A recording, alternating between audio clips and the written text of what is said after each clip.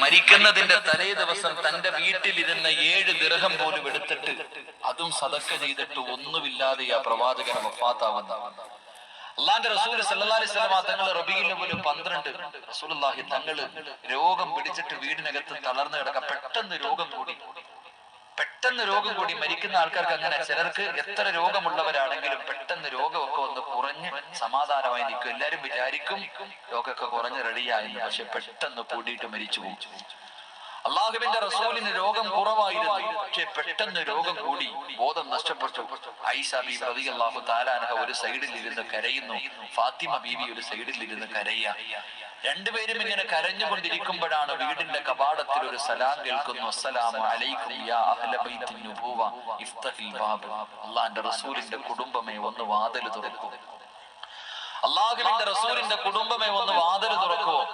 ഫാത്തിമ ബീവി റളിയല്ലാഹു തആല അൻഹ വിളിച്ചു പറഞ്ഞു, എന്റെ ഉപ്പയ്ക്ക് സുഖമില്ല, സംസാരിക്കാൻ കഴിയില്ല, നിങ്ങൾ പോയിട്ട് പിന്നെ വാ. വിളിച്ചു പറഞ്ഞു.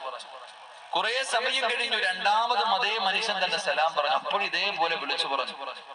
മൂന്നാമതും അള്ളാഹുവിന്റെ റസൂലിന്റെ വീടിന്റെ കവാടത്തിൽ സലാം പറയുന്ന ശബ്ദം കേട്ടപ്പോ അള്ളാഹുവിന്റെ റസൂല് ചോദിച്ചു, ആരാ ഫാത്തിമ സലാം പറയുന്നേ? ആരാ ഫാത്തിമ സലാം പറയുന്നേ? ഫാത്തിമ ബീവി റളിയല്ലാഹു തആല അൻഹ വീടിന്റെ കവാടത്തിലൂടെ നോക്കിയിട്ട് പറഞ്ഞു, വാപ്പാ, ആ മനുഷ്യനെ കണ്ടിട്ട് പേടി തോന്നുന്നു വാപ്പാ, ഇന്ന് വരെ ഞങ്ങൾ ആരും കണ്ടിട്ടില്ല.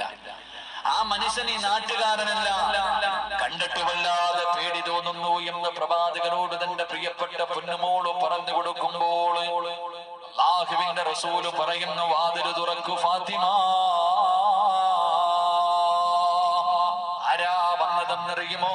മലക്കുൽ മൗത്ത് അസ്റായീൽ. എന്റെ പ്രിയമുള്ളവരെ, അസ്റായീൽ അലൈഹിസ്സലാം കടന്നു വരികയാണ്. അല്ലാഹുവിന്റെ പ്രവാചകന്റെ റൂഹ് പിടിക്കാമെന്ന അസ്റായീലിനെ കണ്ടിട്ട് ഫാത്തിമ ബീവി പോലും പേടിച്ചു പോയതെങ്കിൽ എന്റെ പ്രിയമുള്ളവരെ, നമ്മളെ കുറിച്ചൊന്ന് ചിന്തിക്കുന്നത് നല്ലതാണ്. അല്ലാഹുവിന്റെ പ്രവാചകന്റെ വീടിനകത്ത് കടന്നു വന്നു. റസൂലുള്ളാഹി ചോദിക്കുന്നു, എന്തേ അസ്റായീലേ, എന്നെ കാണാൻ വന്നതാണോ? അല്ല നബിയെ, റൂഹ് പിടിക്കാൻ വന്നതാണ്. അങ്ങ് അനുവാദം തന്ന റൂഹ് പിടിക്കാൻ വന്നതാണ്. അല്ലാഹുവിന്റെ പ്രവാചകൻ